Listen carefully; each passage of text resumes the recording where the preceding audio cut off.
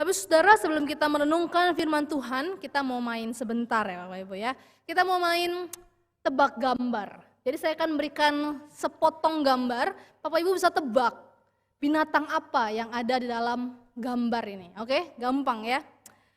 Kita mulai gambar yang pertama. Ada yang tahu ini binatang apa Bapak Ibu? Yakin kupu-kupu? 100% ya kupu-kupu ya. Kita buka ya Bapak Ibu ya, apakah betul? Bukan ya Bapak Ibu ya.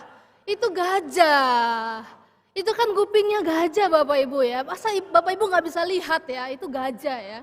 Oke, gambar yang kedua ya. Saya kasih yang lebih mudah ya. Ini gambar binatang apa Bapak Ibu? Babi, bebek. Nggak apa-apa Bapak Ibu ngomong babi aja nggak apa-apa ya. Saya sionya babi kok. Jadi saya nggak gampang tersinggung ya. Babi Bapak Ibu, ada yang bebek juga. Kita lihat ya, ini berarti yang babi-babi itu belum belajar ya. Bebek ini ya.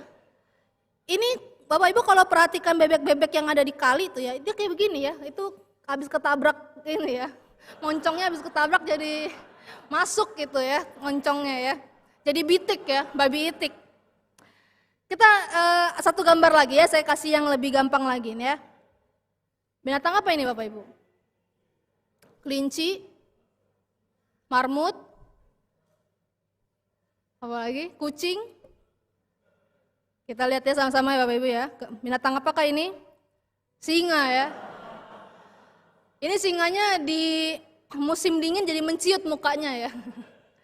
Bapak Ibu Saudara, ternyata ketika kita melihat sedikit atau sebagian dari gambar itu, kita bisa gagal paham ya.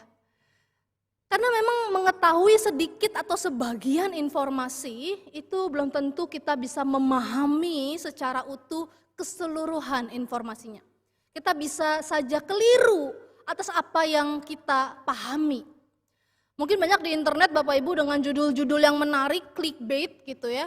Tapi ketika kita baca isinya, kayaknya bukan itu deh judulnya ya. Kayaknya cuman seperti untuk mengundang kita untuk ngeklik judul itu Bapak Ibu. Dan saya rasa di dalam perjalanan iman kita Bapak Ibu, kita mungkin seringkali berada pada tahapan di mana kita rasanya sudah tahu, tapi sebenarnya kita belum memahami secara komplit.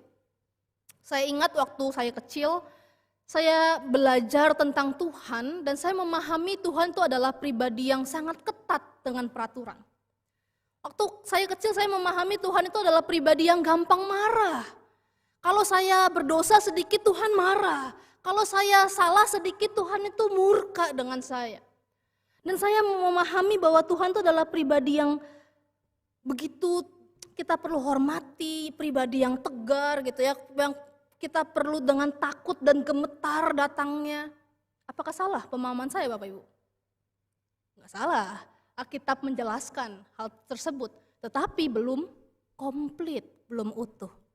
Ketika saya beranjak dewasa, saya kuliah di sekolah teologi, saya mulai belajar pribadi Allah yang lain. Pribadi Allah yang bersahabat. Bukan hanya menghukum, tetapi dia juga memeluk saya kembali ketika saya mengakui setiap dosa pelanggaran saya. Bukan hanya pribadi yang galak dengan peraturan, tapi saya menemukan pribadi yang suka bercanda, yang lucu Allah itu. Dan saya menemukan dia adalah pribadi yang bersahabat. Ketika saya punya persoalan, saya kalut dengan pergumulan, dia hadir untuk bersama-sama dengan saya. Bapak Saudara, ternyata memang memahami sedikit atau bahkan setengah informasi pribadi tentang Allah, jangan-jangan kita bisa gagal paham, salah interpretasi akan pribadi Allah yang sesungguhnya, dan itu bisa berakibat fatal, seperti dalam perikop yang hari ini kita baca bersama.